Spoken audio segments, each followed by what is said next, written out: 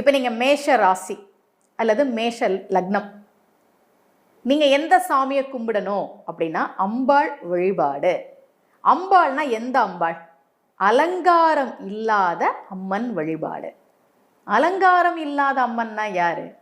கோவிலில் கோஷ்டத்தில் இருப்பாங்க, நீங்கள் பார்த்துருப்பீங்க. இந்த கருவறை அப்படி சுற்றி வரும்போது கோஷ்டத்திலேயே அம்மன் வச்சுருப்பாங்க இல்லையா? இப்போ துர்கையெல்லாம் பெரும்பாலும் அப்படி தான் இருப்பாங்க.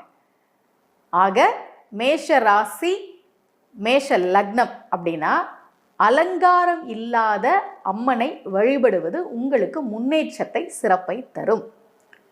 ரிஷப ராசி ரிஷப லக்னம், நீங்கள் சிவ வழிபாடு செய்வது. பழமையான சிவ ஆலயங்கள் இருக்குது, பாடல் பெற்ற தலங்கள் இருக்குது அப்படின்னா அந்த கோவில்களுக்கு வாய்ப்பு கிடைக்கிறப்பெல்லாம் போங்க. அங்கே நடக்கிற பிரதோஷத்தில் கலந்துக்கங்க. சிவனுக்குரிய வழிபாடுகளை தொடர்ந்து செய்து வருகிற போது